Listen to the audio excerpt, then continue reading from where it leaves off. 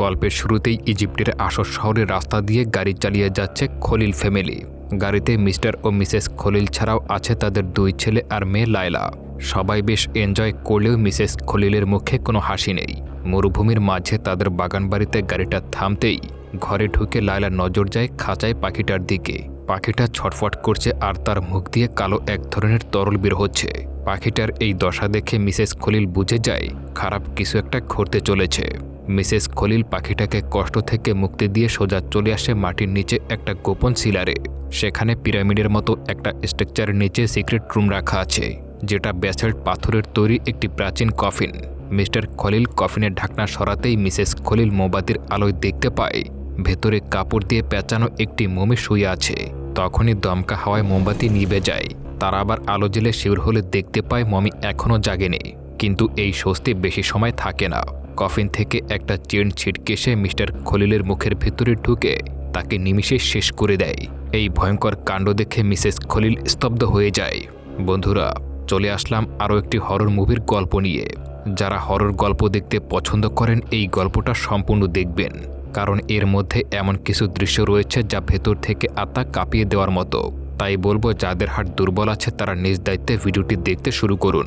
এর পরের সিনে দেখা যায় কায়রোর সুখী কেনান পরিবারকে। চার্লি আর তার বউ লারিসার 2 সন্তান, কেটি আর সেবাস্তিয়ান। লারিসা 5 মাসের প্রেগনেন্ট। চার্লির নতুন রিপোর্টার জবের কারণে তারা এই নতুন জায়গায় শিফট করেছে। চার্লি নিজের সব বাচ্চার মধ্যে কেটিকে একটু বেশি ভালোবাসে। বাবার আদর পেয়ে কেটির জেদ আর দুষ্টুমিও একটু বেশি।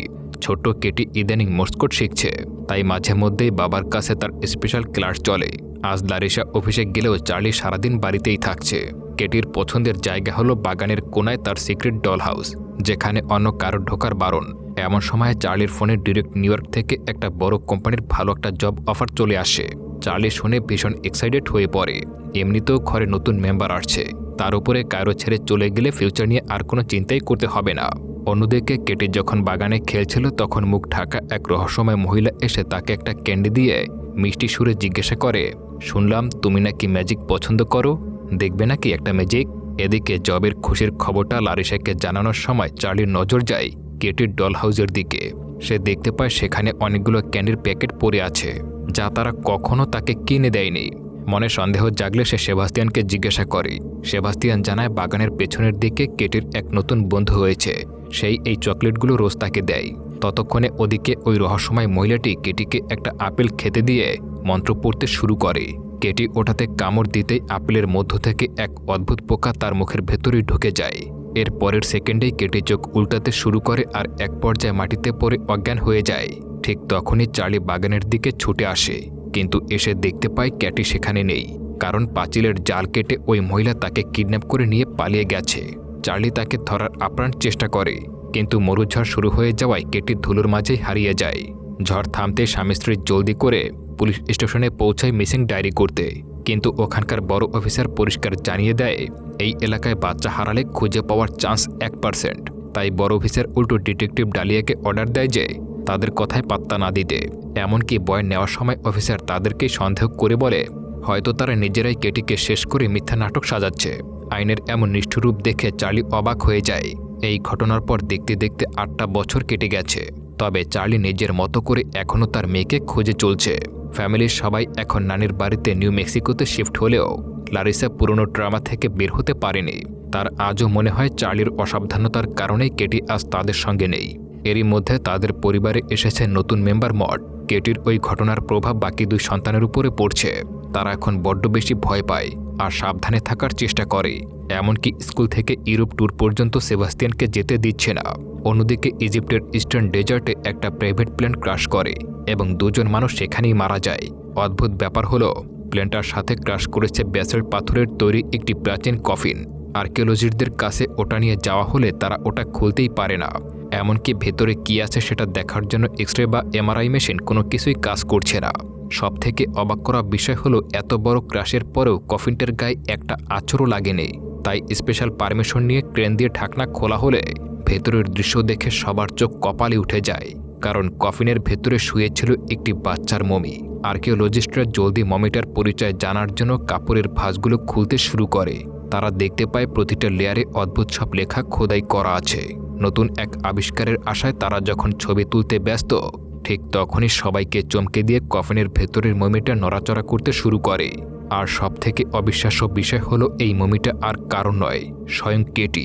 এই ঘটনার পরই ইজিপ্ট থেকে সরাসরি কল যায় মেক্সিকোর ক্যানান দম্পতির কাছে। তাদের কাছে খবরটা অলৌকিক আশীর্বাদ মনে হলেও তারা জানত না যে সামনে কতটা ভয়ঙ্কর রহস্য অপেক্ষা করছে। কায়রো হসপিটালের স্পেশাল কেয়ারে পৌঁছাতেই ডক্টর এল সায়েদ তাদের মানসিকভাবে শক্ত হতে বলে, কারণ পুরো মেডিকেল হিস্ট্রিতে এমন অদ্ভুত কেস আগে কখনো দেখেনি। 8 বছরের একটা বন্ধ কফিনের ভেতর থেকে কারোর বেঁচে ফেরা কোনোভাবেই সম্ভব নয়। পুষ্টি আর ঠিকমতো আলো বাতাস না পাওয়ায় কেটির গায়ের চামড়া একদম নষ্ট হয়ে গেছে। তার মানসিক অবস্থা এতটাই খারাপ যে কড়া ঔষধ দিয়ে তাকে শান্ত রাখতে হচ্ছে, যা একটা সময় পর আর কাজও করছে না। তবে এই ঘটনার ভয়াবহতা দেখে ইজিপ্টের অফিসিয়ালরা এই পুরো ব্যাপারটাকে গোপন রাখতে চায়। সব ওয়ার্নিং মেনে যখন তাদেরকে ভিতরে নিয়ে যাওয়া হয়, মেয়েকে 8 বছর পর এই অবস্থায় দেখে বাবা মা স্তব্ধ হয়ে যায়, কারণ কোনো সাধারণ মানুষ যে এমনটা হতে পারে তা বিশ্বাস করাই কঠিন। হাত পায়ের নখগুলো লম্বা আর ধারালো, চামড়া পাতলা ও ক্ষতবিক্ষত এবং শরীরটা কেমন যেন অর্ধেকটা বেঁকে গেছে। ডাক্তার অবাক হয়ে আরও বলছে, আর একটা অদ্ভুত ব্যাপার জানো, কেটি যখন হঠাৎ করে আউট অফ কন্ট্রোল হচ্ছে তখন তার পালস রেট একদম নর্মাল থাকছে। তার মানে বাইরে থেকে তাকে যতটা দুর্বল মনে হচ্ছে, ভেতর থেকে সে যে কোনো সাধারণ মানুষের চেয়েও অনেক বেশি স্ট্রং। আশা করা হচ্ছিল ভালোবাসা পেলে কেটি সুস্থ হবে। হসপিটালের কাজ শেষে চার্লি ডিটেকটিভ ডালিয়ার সঙ্গে দেখা করলে সে জানায় প্রাচীন জিনিস পাচারের আড়ালে এই কাজ কোনো বড় চক্র করেছে। চার্লি মনে করে 8 বছর আগে ডালিয়া তাদেরকেই দোষী ভেবেছিল, তবে এবার সে অপরাধীকে ধরার কথা দেয়। এরপর কেটিকে হুইলচেয়ারে করে বাড়িতে আনা হয়। নানি তার জন্মদিনের কেক বানালেও কেটি একদম চুপচাপ ছিল। রুমে নিয়ে আসার পর যখন শুইয়ে দেওয়া হয় তখন নানি প্রেয়ার শেষ করে আমিন বলতেই ক্ষিপ্ত হয়ে যায় কেটি, আর নানির নাকে আঘাত করে চেঁচাতে শুরু করে। মনে হচ্ছিল সে পজেসড। লারিসা সিডেটিভ দিয়ে তাকে শান্ত করে। ফ্যামিলি খুশি হলেও চার্লি কেটির মেডিকেল রিপোর্ট এবং কফিনের কাপড়ের লেখাগুলো গোপনে স্টাডি করতে শুরু করে। এক রাতে দেয়ালে অদ্ভুত শব্দ শুনে চার্লি কেটির রুমে গিয়ে দেখতে পায় সে নিখোঁজ। ভালো করে দেখতেই দেয়ালের একটা ট্র্যাপডোর পাওয়া যায়, যার ভেতরে কেটি হিংস্রভাবে জ্যান্ত ইঁদুর ও পোকামাকড় খাচ্ছিল। চার্লি তাকে ধরে ফেলে। পরদিন সকালে লারিসা নখ কাটতে গেলে কেটির পায়ের চামড়া উঠে আসে। এদিকে চার্লি ট্র্যাপডোরের কাছে পচা গন্ধ আর তরল দেখতে পায়। ওদিকে কেটি কোনায় বসে শিক দিয়ে নিজের ক্ষতস্থানের চামড়া তুলছিল। চার্লি তাকে হসপিটালে পাঠানোর কথা বলে লারিসা রেগে ঝগড়া শুরু করে। লারিসা কেটিকে কিছু বলতে বলে সে মুখে থুতু দিয়ে দেয়। বাথরুম থেকে হুইলচেয়ার আনার সময় চার্লির চাকায় আটকে থাকা কেটির পায়ের চামড়া দেখতে পায়। স্টাডি রুমে লাইট জ্বেলে দেখতে পায় চামড়ার প্রতিটা লেয়ারে কফিনের কাফনের মতো লেখা খোদাই করা আছে। চার্লি ছবি তুলে পরদিন আর্কিওলজিস্ট প্রফেসর বিকলারের কাছে যায়। প্রফেসর ছবি দেখে বলে, এটা হাইরোগ্রাফিক্স নয়, যিশুর জন্মের 3000 বছর আগের প্রাচীন মিশরীয় কার্সিভ লিপি হাইরেটিক। প্রফেসর জানতে চায় চার্লি এটা কোথায় পেল। রাতে চার্লি কেটির পাশে বসে পুরনো দিনের কথা ভাবছিল। তখন সে দেখতে পায় কেটি তার দিকে তাকিয়ে দাঁত ঘষে ঘষে এক অদ্ভুত আওয়াজ করছে, যা শুনে চার্লির টনক নড়ে যায়। হঠাৎ করে চার্লির মনে পড়ে যায় কেটি ছোটবেলায় তার সঙ্গে মোর্স কোড দিয়ে কথা বলার প্র্যাকটিস করত। তাই চার্লি আর দেরি না করে এক প্রকার অন্ধকারে ঢিল মারার মতোই দাঁতের ওই অদ্ভুত আওয়াজগুলো খাতায় নোট করতে শুরু করে। আর তাতেই সামনে আসে এক ভয়ঙ্কর টুইস্ট, কারণ কেটি মোর্স কোডে অনবরত একটি নামই বলে যাচ্ছে, লায়লা, অর্থাৎ সিনেমার শুরুতে দেখানো সেই ইজিপশিয়ান ফ্যামিলির মেয়েটা। কিন্তু তার পক্ষে এই অজানা মেয়েটাকে পুরো ইজিপ্ট জুড়ে খুঁজে পাওয়া তো দুষ্কর, কারণ ওখানকার মানুষের মধ্যে লায়লা নামটা খুবই কমন। কোনো উপায় না দেখে চার্লি সাহায্যের জন্য ডিটেকটিভ ডালিয়াকে কল করে। ডালিয়ার সাথে কথা বলার সময় এক পর্যায়ে ডালিয়া বলে, কেটি মিসিং হওয়ার পর চার্লিদের কাছে তো বহু চিঠি এসেছিল, তাই চার্লি যেন আগে সেইগুলো চেক করে দেখতে পায় যে তার মধ্যে লায়লা নামের কেউ আছে কিনা। ডালিয়ার আইডিয়াটা বেশ কাজে লেগে যায়। তাই চার্লি সময় নষ্ট না করে গত 8 বছর ধরে জমে থাকা সব পুরনো চিঠি ঘাঁটতে শুরু করে। সেই রাতেই মধ্যরাতের দিকে ছোট মেয়ে মড একা বাথরুমে যেতে গেলে হঠাৎ করেই মনে হয় রুমের ভেতর থেকে কেটি যেন তাকে ডাকছে, আর সাথে ভেসে আসছে মডের পছন্দের একটা গান। কৌতূহলী মড দরজায় কান পাততেই ভেতর থেকে কেটি বলে ওঠে, আমি এখন কথা বলতে পারছি। ভাবলাম তোমার সঙ্গে কথা বলার প্র্যাকটিস করে মাকে একটা সারপ্রাইজ দেব, কারণ তুমি তো আমার সবথেকে প্রিয় বোন। তুমি কি আমার সঙ্গে কথা বলবে? মডের মনে একটু খটকা লাগায় সে যখন ভয়ে পিছিয়ে যেতে চায়, তখনই আচমকা কেটির গলার আওয়াজটা বদলাতে শুরু করে এবং দরজার ওপার থেকেই কেটি তাকে নিজের বশে নিয়ে নেয়। এদিকে ঘন্টার পর ঘন্টা খোঁজাখুঁজি করার পর চার্লি অবশেষে একটা চিঠি খুঁজে পায়, যেখানে সেই ক্যান্ডির পকেটের সঙ্গে লেখা ছিল খুব অজানা একটি নাম, লায়লা খলিল। আর সে ওই চিঠিতে নিজেকে কেটির বন্ধু হিসেবে দাবি করেছিল। চার্লি আর 1 সেকেন্ডের সময় নষ্ট না করে ডিটেলস ডালিয়াকে ফরওয়ার্ড করে দেয়। ডেটা লিস্টে কয়েক হাজার লায়লার মধ্যে একটা বিশেষ জিনিস ডালিয়ার নজরে আসে। এই চিঠিটা যে পোস্ট অফিস থেকে পাঠানো হয়েছিল সেটা মরুভূমির প্রায় মাঝখানটায় অবস্থিত। দীর্ঘ 80 কিলোমিটার ম্যাপের মধ্যে একটাই মাত্র পোস্ট অফিস, যার সবথেকে কাছের শহর হলো আসওয়ান। আর কাকতালীয় ব্যাপার হলো কিছুদিন আগে যেই প্লেনটা ক্র্যাশ হয়েছিল সেটা এই আসওয়ান শহরের বুকেই ঘটেছিল। এই সূত্র ধরে ডালিয়া আরও রিসার্চ করতেই রেজিস্টার্ড ডেটা থেকে আসওয়ানের বিস্তীর্ণ মরুভূমির মধ্যে একটা ফলের ফার্ম খুঁজে পায়। এটা জানা মাত্রই ডালিয়ার টনক নড়ে, কারণ ক্র্যাশ সাইটে তারা ওই কফিনটা ছাড়াও বেশ কয়েকটা ফলও পেয়েছিল। তার মানে এই ফার্মের সঙ্গে লায়লার রহস্য কোনো না কোনোভাবে অবশ্যই জড়িত আছে। অন্যদিকে প্রফেসর বিগলার কেটির গায়ের চামড়া থেকে লেখাগুলো ডিকোড করতে পেরেছে। এই ধরনের লিপি সাধারণত প্রাচীন মিশরে কোনো বিশেষ তান্ত্রিক বা ধর্মীয় রিচুয়াল করার সময় ব্যবহার করত। কেটির স্ক্রিনের 7টা লেয়ারের মাধ্যমেই একটা নাম বারবার ঘুরপাক খাচ্ছে, আর সেটা হচ্ছে নার্স ম্যারিনিয়ান। চার্লি অবাক হয়ে প্রশ্ন করে, এই নার্স ম্যারিনিয়ান আবার কী জিনিস? প্রফেসর কিছুক্ষণ চুপ করে রয়, তার মুখটা একদম ফ্যাকাশে হয়ে যায়। এরপর সে 1923 সালে কায়রোর আল আজহার ইউনিভার্সিটির প্রাচীন ইজিপশিয়ান ডিমনোলজির উপর হওয়া একটা ইন্টারন্যাশনাল লেকচারের পুরনো অডিও প্লে করে। যীশুখ্রিস্টের জন্মের কয়েক হাজার বছর আগে এই পৃথিবীতে ভয় নামক সেই শব্দের জন্মই হয়নি। তখন সেই অন্ধকারের যুগে একটা কুখ্যাত নাম ছিল এই নার্স ম্যারিনিয়ান। সে মানুষের দুনিয়ায় ছায়ার মতো ঘুরে বেড়াতো আর পিতা পুত্রের মধ্যে ঝগড়া বাজিয়ে দিত। শুধু তাই নয়, সে মায়েদেরকে বাধ্য করত নিজের সন্তানকে জ্যান্ত কবর করতে। তার আর একটা ভয়ঙ্কর নাম ছিল ডিস্ট্রয়ার অব দ্য ফ্যামিলিজ, বা পরিবার ধ্বংসকারী। নার্স ম্যারিনিয়ান মরণব্যাধির মতো এক শরীর থেকে অন্য শরীরে ছড়িয়ে পড়ত। ফিসফিস করে মনে সন্দেহের বীজ বুনে সে প্রিয় মানুষের প্রতি হিংসা তৈরি করত, যার প্রভাবে পুরো লোকালয় নিমেষেই ধ্বংস হয়ে যেত। তবে খ্রিস্টপূর্ব 2000 অব্দে এই শয়তানের প্রভাব হঠাৎ করে কমতে শুরু করে। এরপর তাকে নিয়ে কোনো গল্প বা লেখা পাওয়া যায়নি, শুধু গুজব ছিল। এক প্রাচীন রিচুয়ালের মাধ্যমে নার্স ম্যারিনিয়ানকে আটকে রাখা হয়েছে। প্রফেশনাল সব ডিকোড করে চার্লিকে বলে, তুমি যেই লেখাটা পেয়েছো সেটা আসলে নার্স ম্যারিনিয়ানকে আটকে রাখার মন্ত্র। অর্থাৎ কেটির মধ্যে যে শয়তান বেঁধে আছে সে হলো আদিম অন্ধকারের ইজিপশিয়ান ডিমন নার্স ম্যারিনিয়ান। আর কেটি এখন নিজের গায়ের চামড়া উপড়ে ফেলে তার ভেতরের শয়তানটাকে মুক্ত করতে চাইছে, যার প্রথম শিকার হয়েছে মড। দূর থেকেই কেটির মাধ্যমে সে স্কুলে থাকা মডের মাইন্ড কন্ট্রোল করছিল। ইতিমধ্যে ডালিয়া সব খবর পেয়ে পৌঁছে যায় আসন মরুভূমির সেই রহস্যময় ফার্ম হাউসে। চারদিক একদম জনশূন্য। কাউকে না পেয়ে ডালিয়া পেছনের দরজা দিয়ে ভেতরে ঢুকে সার্চ করতে শুরু করে এবং পৌঁছে যায় সেই পিরামিডের মতো স্ট্রাকচারের সামনে। মাটির নিচের গোপন ঘরে ঢুকলে ওখানকার পরিস্থিতি দেখে সে পুরোপুরি অবাক হয়ে যায়। ঠিক তখনই এক মহিলাকে গাড়ি নিয়ে বাড়ির দিকে আসতে দেখা যায়। ডালিয়া বাইরে এসে পুলিশকে ডাকতে গেলেই ওকে মারার জন্য সেই মহিলা ঝাঁপিয়ে পড়ে। আত্মরক্ষার জন্য ডালিয়া গুলি চালালে মহিলাটি মারা যায়। তবে এই মহিলাটি আর কেউ নয়, লায়লার মা মিসেস খলিল। ডালিয়া এরপর লায়লাকে দেখতে পেয়ে তার পিছু নিলে লায়লা মাটির তলা থেকে একটা বক্স বের করে ডালিয়ার হাতে দেয়। ওটার ভেতরে ছিল কেটির নাম লেখা একটা ক্যাসেট। আর এখান থেকেই গল্প নতুন মোড় নেয়। এদিকে নাতনির সামনে নানি প্রেয়ার শুরু করতে বাড়িতে সব অলৌকিক ঘটনা ঘটতে শুরু করে। বাথরুমের কল থেকে কালো তরল বের হওয়া থেকে শুরু করে গাড়িতে বসা মডের মুখে আজেবাজে গালিগ্লাস সব শুরু হয়ে যায়। লারিসা বেসমেন্টে গিয়ে চার্লি রিসার্চ করা সব পেপার দেখে সব বুঝতে পারে। ওদিকে নানি কেটিকে আশীর্বাদ করতে গেলে সে ভয়ঙ্কর রূপ নিয়ে নানির হাত কামড়ে দূরে ছুঁড়ে ফেলে দেয়। দরজা নিজে থেকেই বন্ধ হয়ে যায় আর নানিকে শ্বাসরোধ করে উপর থেকে চালের গাড়ির উপরে ফেলে দেওয়া হয়। মড এই দৃশ্য দেখে হাসতে শুরু করলে কোথা থেকে যেন একটা নেকড়ে এসে নানির বড়ি ছেড়ে খেতে শুরু করে। মায়ের এমন মৃত্যু দেখে লারিসা অবশেষে বুঝতে পারে এটা আসলে তাদের কেটি নয়। অন্যদিকে ডালিয়া বাড়ি ফিরে ক্যাসেটটা প্লে করতেই ভয় শিউরে ওঠে। ক্যাসেট থেকে জানা যায় 8 বছর আগে কেটিকে লায়লার মা মিসেস খলিলি কিডন্যাপ করেছিল এবং তার উপরে এক ভয়ঙ্কর তান্ত্রিক রিচুয়াল করেছিল। ডালিয়া লায়লাকে জিজ্ঞাসাবাদ করতে গেলে সে কোনো কথাই বলছিল না। এক পর্যায়ে ডালিয়া তাকে মারতে গেলে লায়লা তার কাটা জিহ্বা দেখায়।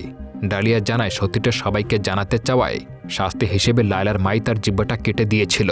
আসলে কেটির কোনোদিনই কফিনের বাইরে আসার কথাই ছিল না, কিন্তু তাদের উপত্যকা বন্যায় ডুবে যাওয়ার খবর আসায় কফিনটা সরাতে গিয়ে প্লেন ক্র্যাশ করে লায়লার 2 ভাই মারা যায় এবং কেটি বাইরে চলে আসে।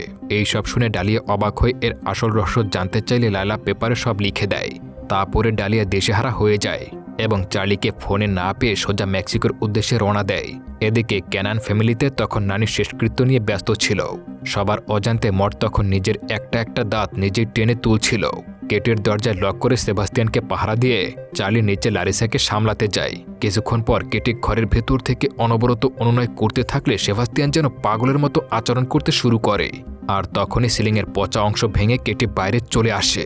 সে নানির ফলস দাঁতগুলো খুলে নিজের মুখে লাগিয়ে নেয় এবং সেখানে থাকা একজনকে কামড়ে জখম করে দেয়। এরপর কেটি সবার সামনে নানির গলা ছিঁড়ে রক্ত খেতে শুরু করে। এই ভয়ঙ্কর দৃশ্য দেখে বাকিরা ভয় পেয়ে যেদিক সেদিক পালাতে শুরু করে। কোনো উপায় না দেখে চার্লি কেটিকে হুইলচেয়ারে বেঁধে রাখে, কিন্তু শয়তানের প্রভাব এতটাই বেড়ে যায় যে কেটি একসাথে সেবাস্তিয়ান আর মডকে কন্ট্রোল করতে শুরু করে। এই অবস্থা দেখে লারিসা সিদ্ধান্ত নেয় তারা কেটিকে ফেলে অনেক দূরে পালিয়ে যাবে। আর তখনই দরজায় এসে হাজির হয় ডালিয়া। সে ভেতরে এসে জানায় গত 8 বছরে কেটির সঙ্গে কি হয়েছে তার সব প্রমাণ এই ক্যাসেটে রয়েছে।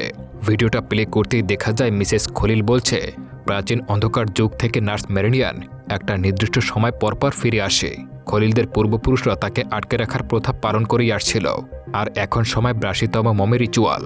মুভির শুরুতেই পশু পাখির অলৌকিক মৃত্যু আসলে এই অশুভ শক্তির জেগে ওঠার সংকেত ছিল। ভিডিওর লক্ষ্য ছিল যাতে বংশধররা জানতে পারে এই অশুভ শক্তিকে কিভাবে পুরনো বডি থেকে নতুন বডিতে ট্রান্সফার করতে হয়। এই কাজের জন্য ভিকটিম যত কম বয়সী হবে ততই ভালো, কারণ এই শয়তানকে ধ্বংস করা যায় না। রিচুয়ালের সময় নার্স মেরিনিয়ান কালো তরলের মতো হয়ে কেটির শরীরে ঢোকে এবং তার পুরো শরীর হাইরোটিক লিপি লেখা কাগজ দিয়ে মুড়িয়ে দেওয়া হয়। কিন্তু কেটি নিজের ফুল পাওয়ার ফিরে পাওয়ার জন্য সেবাস্তিয়ানকে দিয়ে ওই চামড়াগুলো এক এক করে উপড়ে ফেলা শুরু করে। আর এইভাবে সে নানি, সেবাস্তিয়ান আর মডকে নিজের বশে নিয়ে এক ভয়ঙ্কর পরিস্থিতি তৈরি করে। চার্লি লারিসাকে বাঁচাতে গেলে দরজার সামনে নার্স মেরিনিয়ার বিভৎস রূপ দেখা যায়। সে চার্লির উপর ঝাঁপিয়ে পড়ে তার মাংস ছিঁড়ে নেয় এবং ডালিয়াকে সিঁড়ি থেকে নিচে ফেলে দেয়। লারিসা ইঞ্জেকশন আনতে গেলে সেবাস্তিয়ান তাকে জখম করে। তখন লারিসা ট্র্যাপডোর দিয়ে পালাতে শুরু করে। ওদিকে আহত চার্লিকে নার্স মেরিনিয়ান কেটির গলায় উপহাস করতে শুরু করে।